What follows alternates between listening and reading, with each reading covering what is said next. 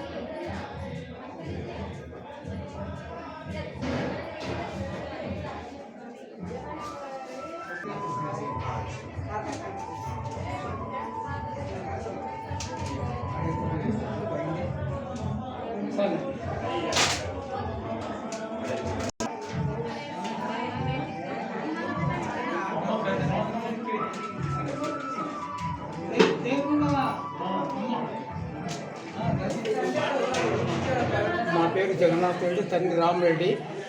అమ్మగారు ఇక్కడ రావడానికి 1949 సంవత్సరంలో కూడా అమ్మగారు ఇక్కడ రామాలయానికి వచ్చింది. అమ్మగారు సంకల్పం ఏంటంటే ఏకాంబరంలో కూడా అమ్మ అక్కడ ఉంటే అమ్మ ఒక భర్త మాణిక పని ఎంబడబడితే నీ ముందు నేను ముందు అని అనడంలో కూడా అమ్మ ముందులు వచ్చింది. ఆయన వెనకాల అయ్యిండు. ఆయన కొంత దూరం రాగానే ఆగమయ్యండు. అమ్మ ఎక్కడైతే ఇది తీర్పు అవుతుందని అమ్మ ఆలోచన చేసుకుని యానగుంది రామరెడ్డి ఇదేమైనా పరిష్కారం చేస్తాడని అనుకొని ఇక్కడ యానగుందికి వచ్చింది. అంతకు మొదలు రావడము విశేషం ఏమంటే అప్పసాబ్ మహారాజ్ ఆయన రామరెడ్డి గారికి చెప్పిండు అనమాట. రామాలయం వచ్చినప్పుడు देखो रामरेड्डी साहब यहाँ पर अबल आता वो अबल से ये स्थान प्रबल होता याद रख लो बोल के बोले। कौन बोले? अप्पासाहब महाराज रामरेड्डी पटेल को बोले। इसलिए 3 दिन तक वो जाट पे अम्मा बैठे तो जो है రామరెడ్డి పటేల్ को पूछे ఎవరమ్మా మీరు అంటే నేను నా యొక్క సాధక బాధకాలు నేను చూసుకుంటా అంటే నీకు కిందికి వచ్చి చెప్తున్నానంటే మీరు అమ్మ నేను చూసుకుంటా అని చెప్పింది. అప్పుడు అమ్మగారి కిందికి వచ్చి అడిగిండు, రామరెడ్డి పటేల్ అడిగిండు, ఎందుకమ్మా నీకు వచ్చిన అంటే నా భర్త ఇక్కడ పీడించినందుకొరకు పటేల్ దగ్గర వస్తే ఏమైనా తీర్మానం అయితే వచ్చినాము, అందుకొరకు మీరేమైనా తీర్పు చేయండి అని చెప్పింది. నాకు పుట్టినీళ్ళు వద్దు మెట్టినీళ్ళు వద్దు అని అమ్మ అడిగింది. అయితే నువ్వు పుట్టినీళ్ళు మెట్టినీళ్ళు వద్దంటావు కదమ్మా, రామాలయంలో పూట ఉండని చెప్పింది. అమ్మగారు రామాలయంలో పూట 2 సంవత్సరాలు ఉన్న తర్వాత ఇన్ని రోజులు ఎందుకుంది, నేను ఈ శరీరం ఎందుకు ఉన్నది, చనిపోవాలని గుట్ట మీదకి పోయి ఆడ సావాలని పోయిందనమాట. అక్కడ కూడా సావు రాలేదు అమ్మగారికి.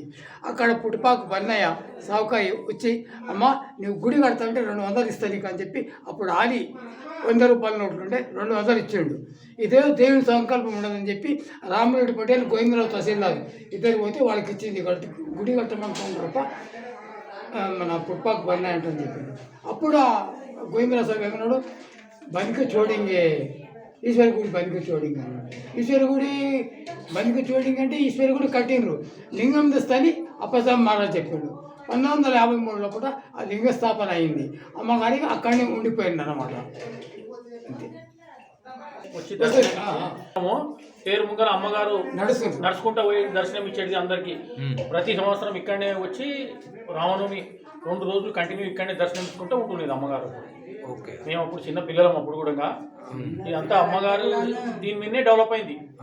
పల్లాకి మీన్ కొయ్యి వస్తుండే కదా పటేల్, పల్లాకి మీన్ కొయ్యి వస్తుండే, పల్లాకి మీన్ పల్లాకి రామదేవుడు పటేల్ ఉన్నాగా. ఈ అయ్య తండ్రి కూడా దేవస్థానం పూజ చేస్తే అయ్య తండ్రి కూడా చేసి అయ్య తండ్రి కూడా పూజ చేస్తే ఆడిపోతే స్వామి అంటే నా పటేల్ని ఇవ్వకుండా పూర అట్లాగే స్వామి కూడా అట్లాగే పూజ చేసి ఏమంటే కరెంట్ పట్టుకొని చచ్చిపోయాయి. ఈ పటేళ్ళంతా చేతుల నువ్వు 25 రూపాయల కూలి చేసి వాళ్ళ అమ్మ పాలు ఇసిరాడితే నేను పాలు తీసుకొచ్చి ఇస్తే నాకు పండు మంచి చెడ్డ రామరెడ్డి పటేల్ మాకు ఇస్తుండే, తీసుకొని పోతుంటే ఎప్పుడు చూస్తే మేము చిన్న వాళ్ళని గింతుండి ఇట్లా పోయి మేకలు మేపుతా ఉంటే అమ్మని చూసుకుంటుంటే ఏం చూస్తారు నడరాని రామరెడ్డి పటేల్ మమ్మల్ని బెదిరిస్తుండే. అమ్మ ఈడ పెద్ద రావణ పూల చెట్టు ఉంటే ఆ చెట్టు మీదే ఉంటుండే అమ్మ.